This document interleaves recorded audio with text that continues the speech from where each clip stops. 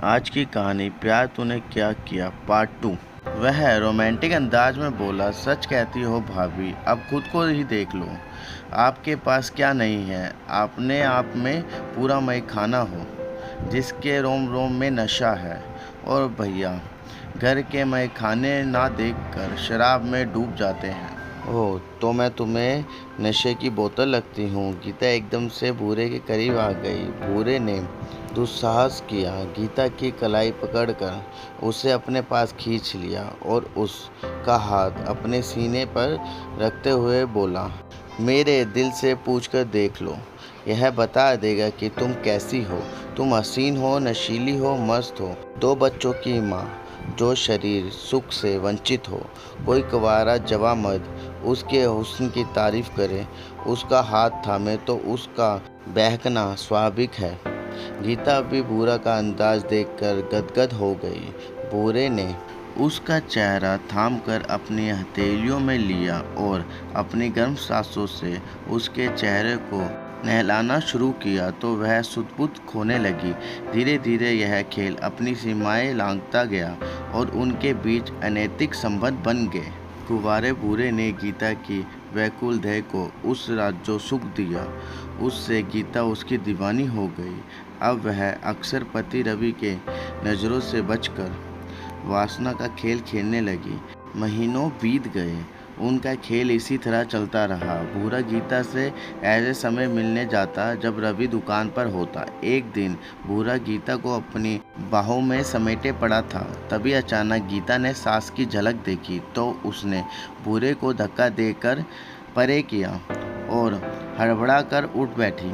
भूरा पकड़े गए चोर की तरह सिर झुकाकर वहां से चला गया। गीता भी सिर झुकाए धरती निहारने लगी। सास राधा देवी का खून खोल रहा था। उसने आंखें निकालकर कहा, कुलछनी तू इतनी नीच निकली, अरे कुछ तो शर्म की होती। गीता ने सास के पैर पकड़ लिए। अम्मा, इसमें मेरा कोई कसूर नहीं है। भूरा ही ना जाने क्यों मेरे पीछे पड़ा रहता है। राधा अपना हाथ नचाते हुए बोली, आज मैंने तेरी चोरी पकड़ ली तो पाक साफ होने का ढंग कर रही है।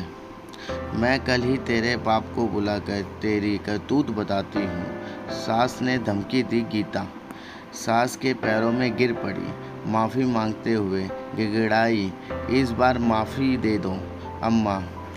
आइंदा उससे बात करते भी देखा तो अपने हाथों से मेरा गला घोट देना। खानदान की इज्जत का सवाल था, इसलिए राधा देवी ने चेतावनी देकर गीता को माफ़ कर दिया। बाद में उन्होंने यह बात अपने पति श्यामलाल को ज़रूर बता दी। बहू की हरकत से श्यामलाल भी सुन रह गया।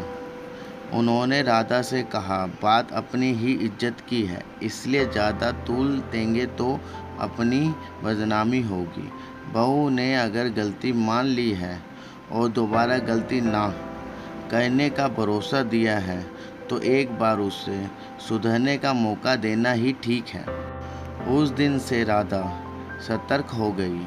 सास ससुर ने यह बात रवि की जानकारी में नहीं आने दी। इसके बाद भूरा ने गीता के घर आना जाना बंद कर दिया। कुछ दिन दोनों शांत रहे, पर अंदर ही अंदर दोनों बेचैन थे।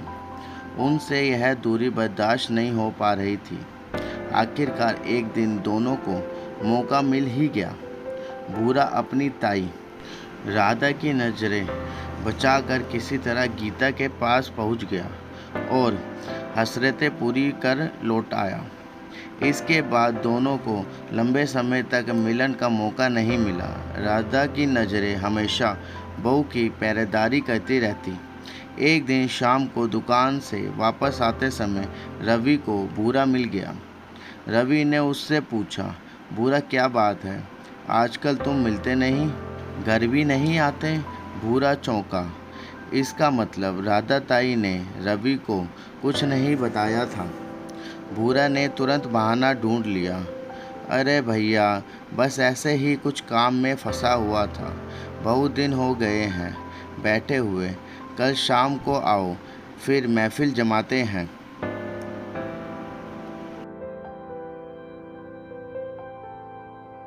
उम्मीद करते हैं कि आपको ये स्टोरी ज़रूर पसंद आई होगी। ऐसे ही और स्टोरी के लिए ओल्ड टाइप हिंदी कहानियों को सब्सक्राइब करें।